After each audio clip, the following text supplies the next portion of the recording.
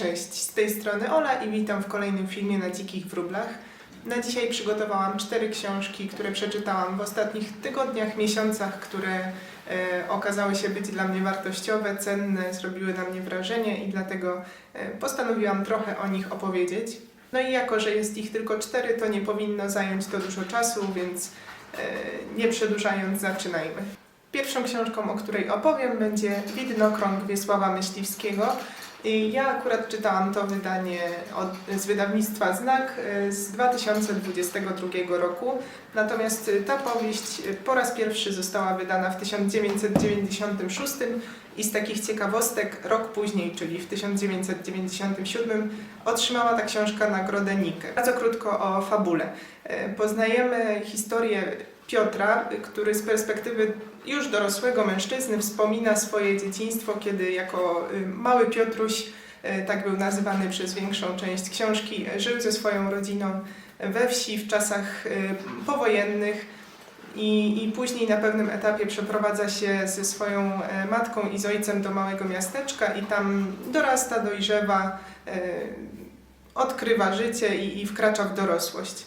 Sama historia zaczyna się tak naprawdę opisem fotografii, na której znajduje się właśnie Piotruś ze swoim ojcem i ta fotografia tak jakby odblokowuje wspomnienia Piotra, który zaczyna tą opowieść o swoim życiu, zaczynając właśnie od dzieciństwa we wsi.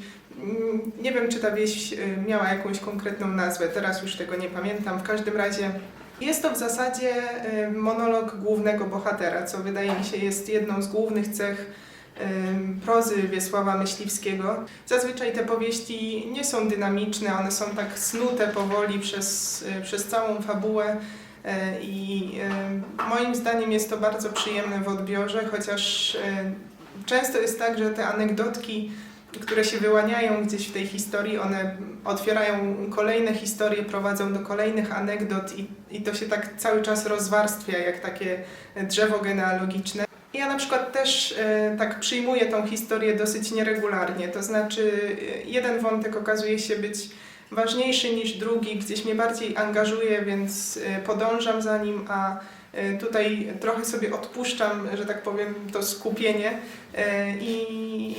ale całościowo tak czy siak ta historia szalenie mi się podoba i bardzo lubię taki typ prozy, taki rodzaj opowieści, który jest właśnie spokojny, mało jest tej dynamiki i ma się wrażenie, że się siedzi przy ognisku i słucha się gawędziarza, któremu się zebrało na wspominki. Przy okazji w tej historii przechodzimy przez bardzo różną intensywność tych zdarzeń, to znaczy są momenty śmieszne, jak na przykład opis harta, może ktoś zwróci też na to uwagę, jak będzie czytać.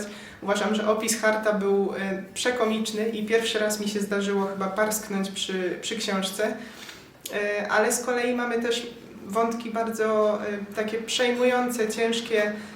Tutaj jedną z takich scen jest na przykład poszukiwanie buta głównego bohatera, kiedy wyrusza ze swoją matką w drogę powrotną, żeby odnaleźć zagubionego buta. Także jest to książka naprawdę bardzo wielowarstwowa, dużo tam można znaleźć, a jednocześnie jest to bardzo subtelne i wrażliwe.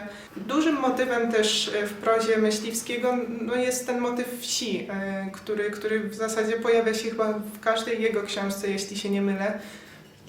No i tutaj też ta wieś odgrywa dużą rolę, a jednocześnie jest ten świat i ci bohaterowie, którzy go zamieszkują, są bardzo charakterystyczni i bardzo dobrze oddani, jednocześnie z taką dużą dozą wrażliwości jest to wszystko stworzone, że no naprawdę jest to proza dla mnie na ogromnie wysokim poziomie, bo tutaj wydaje się, że każde zdanie jest przemyślane. No i tak naprawdę jest to zupełnie prosta historia. Samo życie ze wszystkimi urokami, blaskami, ale też cieniami i tą ciemniejszą stroną. Tutaj też ten wątek przemijania czasu, dorastania, dojrzewania też jest mocno tutaj pokazany. Podsumowując, jest to proza, która naprawdę trafia w moją wrażliwość i czyta mi się ją bardzo dobrze, chociaż nie jest to Też taka książka, którą tak się za jednym zamachem wciąga, tylko trzeba trochę z nią posiedzieć, trochę się z nią zapoznać. Ja na pewno będę chciała się zapoznać ze wszystkimi książkami Wiesława Myśliwskiego, które zostały wydane. Na razie mam dwie, czyli Widnokrąg i Traktat o łuskaniu fasoli, ale właśnie wczoraj odebrałam Kamień na kamieniu, więc też nie mogę się doczekać, kiedy zacznę czytać. Czytajmy Myśliwskiego. No i przeniesiemy się teraz do zupełnie innego świata, ponieważ kolejną książką będzie Ja, która nie poznałam mężczyzn, autorstwa Jacqueline Harpman. I ja czytałam to wydanie z 2024 roku z wydawnictwa ArtRage, więc dosyć świeża sprawa tutaj w Polsce. Natomiast oryginał tej książki był wydany w 1995 roku. To w tej historii poznajemy grupę 40 kobiet, które z niewiadomych przyczyn są zamknięte w pewnego rodzaju bunkrze, w klatce, gdzie znajdują się pod ciągłą obserwacją mężczyzn, strażników, którzy no, tak naprawdę wyznaczają im cały harmonogram dnia. Wszystko sprowadza się do takich samych czynności, są konkretne, ustalone reguły funkcjonowania tam. Narratorką tej historii jest najmłodsza dziewczyna z tej grupy, która jest nazywana po prostu dziewczynką, ponieważ trafiła tam będąc jeszcze dzieckiem i po prostu nigdy nie nadano jej imienia. W wyniku niespodziewanego alarmu ci strażnicy ewakuują się, opuszczają ten bunkier i zostawiają te kobiety same, ale zostawiają też klucz, dzięki któremu są one w stanie się uwolnić i wyjść na wolność. I kiedy opuszczają to miejsce, które znajduje się pod ziemią, okazuje się, że są w takim terenie, który trochę przypomina pustynię, trochę taki właśnie krajobraz marsjański, można powiedzieć. Jest on podobny zupełnie do niczego i one też nie są w stanie powiedzieć, czy to jeszcze jest planeta Ziemia, czy może jakaś inna planeta, gdzie one dokładnie się znajdują. Nic nam nie podpowiada, gdzie to może być. Nie chcę tak zdradzać dużo z tej fabuły, ale jeszcze tylko powiem, że na tym etapie one postanawiają zbudować taką małą społeczność, dzielą się obowiązkami, zajmują się konkretnymi czynnościami, żeby ułatwić sobie funkcjonowanie tam na tym pustkowiu i wyruszają w poszukiwaniu innych ocalonych. I to jest prawdopodobnie jeden z wątków, który najbardziej mi się tam podoba, ponieważ ja bardzo lubię ten motyw budowania społeczności, tego zdobywania umiejętności i tego rozwoju, kiedy ktoś zaczyna się czymś zajmować i odkrywa w sobie predyspozycję do tego no i ta społeczność zaczyna funkcjonować coraz lepiej i lepiej, jest coraz sprawniejsza w tych swoich umiejętnościach.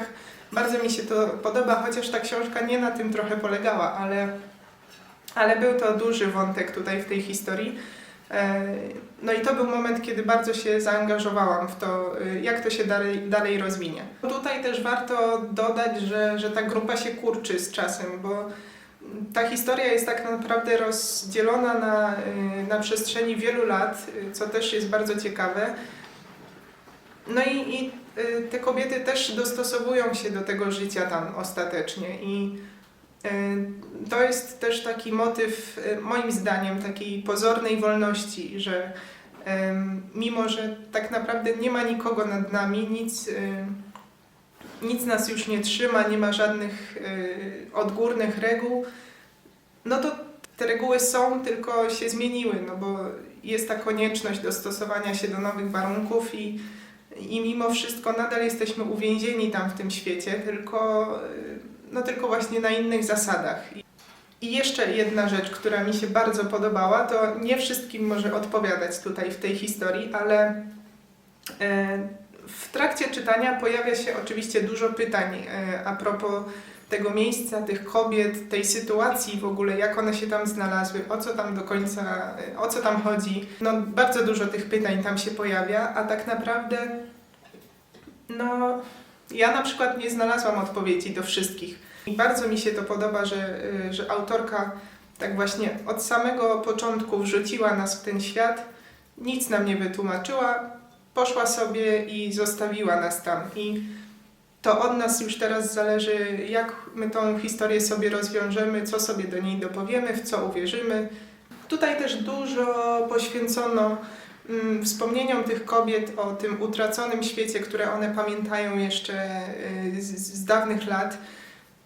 Mnie ten wątek jakoś tutaj najmniej w zasadzie interesował, to wspominanie utraconego świata, ale też no jest to jakiś element do tej układanki. Przyznam Wam się do czegoś, chociaż to może nie powinnam o tym mówić, ale na początku myślałam, że Jacqueline Harpman to jest młoda autorka, no bo nie spotkałam się z nią nigdy wcześniej, a okazuje się, że no właśnie w 1995 roku, kiedy ta książka została wydana po raz pierwszy, no to pani Harpman już była bardzo dojrzałą kobietą i to też dodaje mi tą wartość do tego opowiadania, no bo zupełnie mi zmieniło też perspektywę po tym, jak się dowiedziałam, że to napisała już właśnie taka dojrzała kobieta.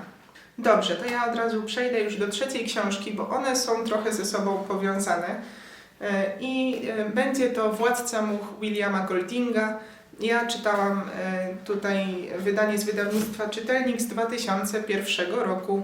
Pierwsze wydanie tej książki to jest 1954 rok i jest to debiut tego autora, zresztą późniejszego noblisty z dziedziny literatury. Tutaj z kolei poznajemy grupę chłopców, którzy w wyniku katastrofy lotniczej trafili na bezludną wyspę. Tej katastrofy nie przeżył nikt z dorosłych, przeżyła właśnie tylko ta grupa dzieci. Ta grupa była dosyć mocno zróżnicowana wiekowo, ponieważ były tam takie małe szkraby, chłopcy trochę starsi, kilkuletni i taka no, młodzież, można powiedzieć. Było tam kilku bohaterów, którzy pełnili ważniejsze role. Ja teraz nie pamiętam imion ich wszystkich, ale na pewno to, co zauważyłam, to, że te postacie były mocno archetypowe, takie symboliczne. To znaczy była postać, która była najmądrzejsza ze wszystkich, która była taką fajtłapą, która była najsilniejsza. No wiadomo, że każda z nich odwzorowywała jakąś konkretną cechę potrzebną w tej historii. Po tym jak chłopcy już no, odnaleźli się tam na tej wyspie, żeby jakoś okiełznać tą sytuację, no, wpadają na pomysł, że zbudują rząd, że zrobią taki swój własny zalążek cywilizacji, społeczności i jakoś będą próbowali no, przede wszystkim zawalczyć o to, żeby ktoś ich na tej wyspie odnalazł, żeby zwrócić na siebie uwagę, czyli na przykład rozpalając ogień nieustannie, żeby był dym. Próbowali, no, mieli plany, żeby dawać jakieś sygnały światu, że oni tam na tej wyspie są, a jednocześnie, żeby zapewnić sobie jakiś właśnie byt, który pozwoli im na tej wyspie przetrwać. Jak można się domyślić, są to dzieci, które nie mają takich umiejętności czy organizacyjnych, czy przywódczych, ale też nawet takich najbardziej podstawowych, ponieważ no, niektóre z nich to naprawdę są maluchy, które same sobie nie potrafią zapewnić takich podstawowych potrzeb, więc ten plan z góry był skazany na porażkę. I to, że chłopcy cały czas kłócą się o to przywództwo, walczą o dominację, o władzę, wpędza ich w coraz większy chaos tak naprawdę i w coraz większy bałagan, ale też wkrada się tam coraz więcej lęku i strachu w te dzieci i one po prostu zaczynają wierzyć w jakieś absurdalne sprawy, przez co no, cała ta organizacja się rozpada i traci sens po jakimś czasie. Można by pomyśleć, że dla tych dzieci była to bardzo poważna sprawa i traktowały to naprawdę poważnie, ale no wiadomo, że był to pewien rodzaj zabawy w dorosłych dla nich. Przynajmniej ja to tak odbieram. No wydaje mi się, że tak to było, że teraz pobawimy się w dorosłych i ta zabawa trochę wymknęła się spod kontroli w pewnym etapie. Odchodząc od fabuły, to cała ta opowieść to jest taka odpowiedź na romantyczną wizję bezludnej wyspy, którą na pewno znamy czy z książek, czy z filmów, takie wyobrażenie rajskiego świata i tego, jakby nam było wspaniale na takiej bezludnej wyspie.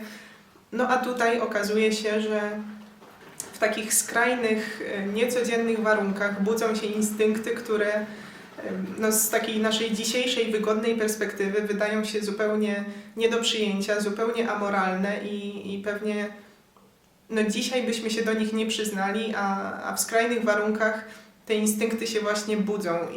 No i cała ta powieść oczywiście ukazuje taką brutalną rzeczywistość dzieci, ale tak naprawdę nie tylko dzieci, po prostu brutalną rzeczywistość ludzi i charakteru człowieka, który jest skłonny do przemocy, jest skłonny do zła i zasilany taką wewnętrzną pychą i potrzebą władzy, no jest w stanie naprawdę, jak to się mówi, posunąć się do takich radykalnych środków. Tutaj też jednym z takich ciekawych, wartościowych czy motywów, czy elementów jest ukazanie takiego sporu jednostki a tłumu. To znaczy, no wiadomo, że w tłumie czujemy się bezkarni, czujemy się pewniejsi, mocniejsi, a kiedy jakaś jednostka się buntuje, no to tak naprawdę ona jest wystawiana na największą próbę, bo tłum no jest anonimowy, jest bezkarny. Tutaj też jest to bardzo dobrze pokazane, to podążanie za tłumem, które jest często nieświadome, bezmyślne i w tym przypadku prowadzi do jakiejś makabry, ale no wiadomo, że w życiu to też ma ogromny wpływ taki tłum. No i już tak podsumowując, jeszcze tylko powiem, że ten wątek dwoistości natury, który no tak naprawdę powstał na dużo, czy był wykorzystywany na dużo wcześniej niż ta książka i na dużo później, no bo on do dzisiaj jest tak naprawdę gdzieś tam w kulturze wykorzystywany, jest mimo wszystko nadal ciekawy i nie warto od niego uciekać. A samą książkę oczywiście bardzo polecam. Na pewno są dwie adaptacje filmowe, które powstały na podstawie tej książki.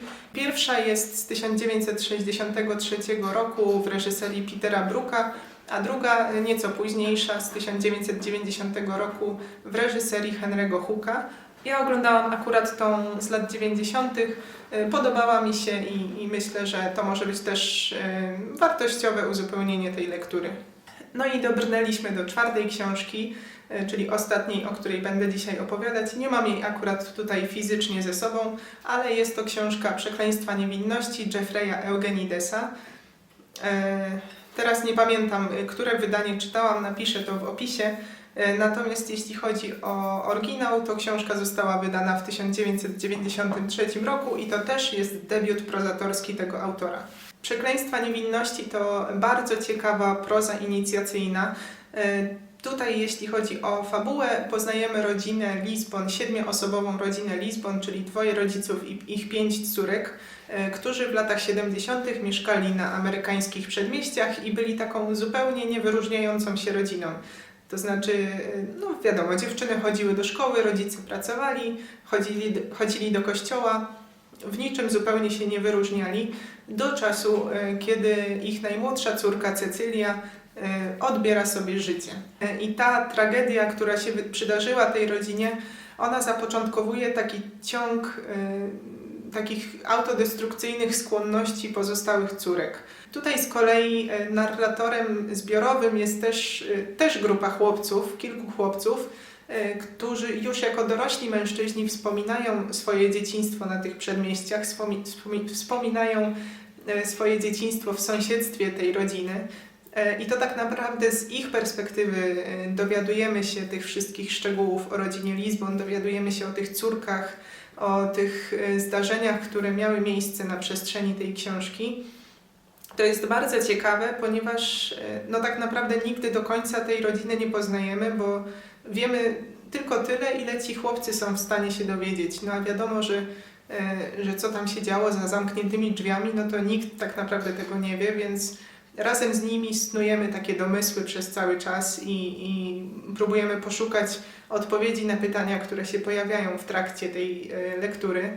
To, co jest też głównym wątkiem tej książki, tak jak powiedziałam, że jest to proza inicjacyjna, wynika to przede wszystkim z tego, że zarówno ci chłopcy, jak i córki Lisbon są w wieku dojrzewania, w wieku dorastania. I tutaj w tej książce bardzo to jest dobrze oddane, ponieważ na początku nie spodziewałam się tego, później już do tego przywykłam, ale cała ta książka jest bardzo taka duszna, bardzo lepka, taka gorąca z tego dojrzewania. Tutaj wszystko tak się właśnie gotuje, paruje pod skórą i są takie śliskie momenty w tej książce. No ale tak właśnie, jak teraz o tym myślę, to tak sobie wyobrażam to dojrzewanie chłopięce czy dziewczęce też, że to właśnie jest ciągle jakaś taka gorączka i tak naprawdę niewiele potrzeba, żeby się kimś czy czymś zafascynować, żeby to wywarło na nas bardzo duże wrażenie. W sytuacjach, kiedy ci bohaterowie się krzyżują ze sobą, mają jakieś interakcje, to ci chłopcy też no, od razu są cali w skowronkach, dopowiadają sobie bardzo dużo do tych sytuacji, żyją trochę tymi wyobrażeniami właśnie na temat córek Lizbon. A to, co się dzieje u tych dziewczyn, no to tak w zasadzie do końca nie wiadomo. Wracając do fabuły, tutaj z biegiem czasu w tej historii ta rodzina zaczyna coraz bardziej się izolować, wycofywać z życia społecznego.